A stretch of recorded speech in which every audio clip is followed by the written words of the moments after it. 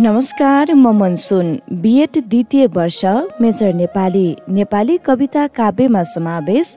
ओखलढुङ्गा कविताका सर्जक युग कवि सिद्धिचरण श्रेष्ठको प्रवृत्ति ओखलढुङ्गा कविताको मूल भाव प्रस्तुत गर्दैछौँ। भिडियो राम्रो लागेको खण्डमा शेयर, लाइक र च्यानललाई सब्स्क्राइब गर्नुहोला। प्रस्तुत छ युग कवि सिद्धिचरण श्रेष्ठका कवितात्मक प्रवृत्तिहरू। युग कवि सिद्धिचरण श्रेष्ठको जन्म 1969 भई मृत्यु 2049 भएको हो। श्रेष्ठ आधुनिक नेपाली कविताको स्वच्छन्दवादी प्रकृतिवादी काव्यधाराका उल्लेखनीय प्रतिभा मानिन्छन्।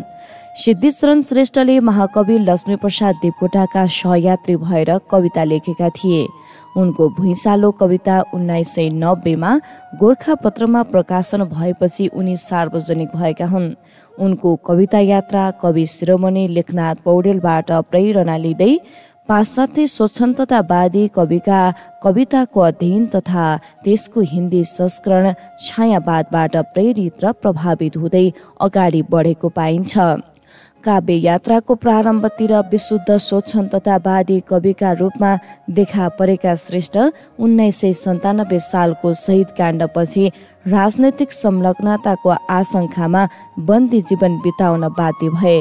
लामो कारावासको जीवन बिताउने क्रममा उनीभित्रको विद्रोह भावना शान्त हुनुको साटो झन्चरको रूपमा प्रकट हुँदै गयो। समाजका सामाजिक आर्थिक विषमता र असमानता प्रति अनि राजनैतिक स्वतन्त्रता र जनअधिकारको कुण्ठित परिस्थितिप्रति तीव्र असन्तोष कविता मार्फत ओकल्न थाले। उनका मेरो प्रतिबिम्ब, कुहिरो र घाम, सिद्धिचरण श्रेष्ठका प्रतिनिधि कविता, तिरमिर तारा आदि कविता संग्रहका अतिरिक्त उर्वशी, ज्यानमारा शैली, मङ्गलमान, आँसु, युद्ध र शान्ति, नेपाल आदि खण्डकाव्यहरू प्रकाशित भएका छन्। युग कवि सिद्धिचरण श्रेष्ठका कवितात्मक प्रवृत्तिहरू। सिद्धिचरण श्रेष्ठ नेपाली साहित्यका स्वच्छन्दतावादी धाराका कवि हुन्। श्रेष्ठका कवितामा प्रगतिवादी मान्यतालाई पनि सशक्त रूपमा प्रस्तुत गरिएको पाइन्छ। सुकोमल पदावलीको प्रयोग गर्दै प्रकृति र मानव बीचको तादात्म्य सम्बन्ध स्थापना गर्न खोज्ने क्रान्तिकारी चेतनाका विद्रोही एवं राष्ट्रवादी कवि हुन्। कवि श्रेष्ठमा घर गृहस्थी र समाजको क्रूर यथार्थको साथसाथै आत्महीनताको कारणले जीवनशैली नै नैराश्यताको भावना अभिव्यक्ति गर्ने प्रवृत्ति भेटिन्छ। उनका कवितामा विद्रोह र व्यङ्ग्यात्मक प्रवृत्तिका स्वरहरू देखा पर्दछन्। नेपाली समाजका अन्याय, अत्याचार र व्यथिति एवं विसङ्गतिको माझ मानवीय मूल्यलाई आत्मसात गरिएको छ।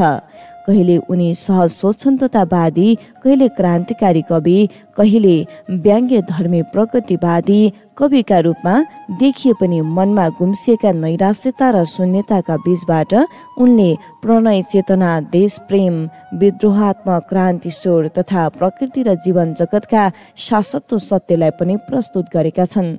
उनका हरेक कवितामा युगीन छाप टटकार रूपमा देख्न सकिन्छ। सिद्धिचरण श्रेष्ठले वर्ण मात्रिक एवं लोकलयका अतिरिक्त गद्यात्म लय समेत आत्मसात गरी कविता सिर्जना गरेका छन्। तथापि मात्रिक छन्दमा उनले सफलता हासिल गरेका छन्। कविता यात्रामा अन्तिम समयमा मनुष्यका भ्रमका शाश्वत मूल्य र प्रकृतिको शाश्वतता र मानवीय मृत्युबोधको कुरामा पनि उनका कविता भेटिन्छन्। कोमल सुकुमार पदावली, कलात्मक अभिव्यक्ति तथा जीवनशैलीगत मधुरता, बिम्ब र प्रतीकको सुन्दर प्रयोग कविका प्रवृत्तिगत विशेषता हुन्। मात्रालयका सिद्धहस्त कवि श्रेष्ठले पद्य, गद्य, लोक तथा गीती लयमा समेत कविता लेखेर लयमाथिको आफ्नो झुकाव देखाएका छन्। लयात्मक अन्तर्प्रवाह, सङ्गीत चेतना, सहजता, सुकोमल भाव, माधुर्य तथा संवेदनशीलताको कारण उनका कविता सम्प्रेषण बन्न पुगेका छन्। अन्य स्वच्छन्दवादी कविका तुलनामा श्रेष्ठ पनि प्रशस्तै संयम, परिष्कार अपनाएका छन् र प्रकृतिको सौम्य र रौद्र दुवै रूपको प्रयोग गर्दै श्रेष्ठ सहज ढङ्गले भाव व्यक्ति प्रकट गर्ने, श्रेष्ठका शब्द र लयको भावानुकूल प्रयोग गर्न सक्ने सामर्थ्य झल्किन्छ। ओखलढुङ्गा कविताको मूल भाव। सिद्धिचरण श्रेष्ठ नेपाली साहित्यका पृथक धारा हुन्। उनको पहिचान स्वच्छन्दवादी धाराका सहप्रवर्तकको रूपमा स्थापित छ।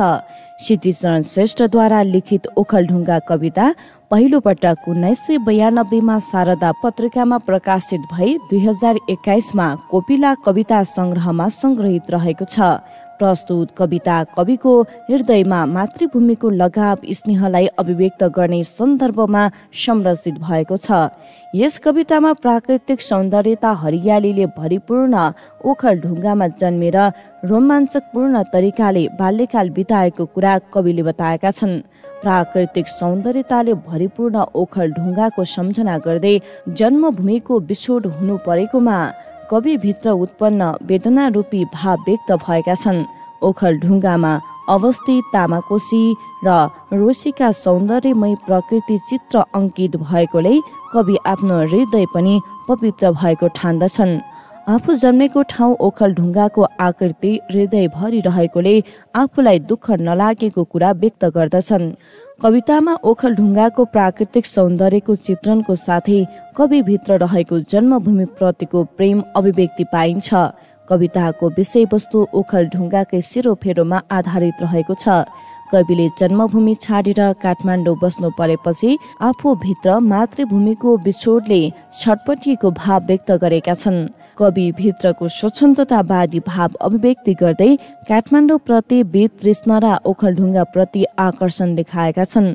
शहरी सभ्यतालाई त्यागेर ग्रामीण सभ्यता प्रतिको मोह बढ्नु, मानव सभ्यताको विकाससँगै ग्रामीण र प्राकृतिक जीवनशैलीबाट शहरी र आधुनिक जीवनशैली वर्ण गर्न पुगेका मानवलाई आधुनिक र कृत्रिम शहरी सभ्यतालाई त्यागेर परम्परागत र प्राकृतिक ग्रामीण सभ्यतालाई अपनाउने आग्रह अभिव्यक्ति गरेका छन्।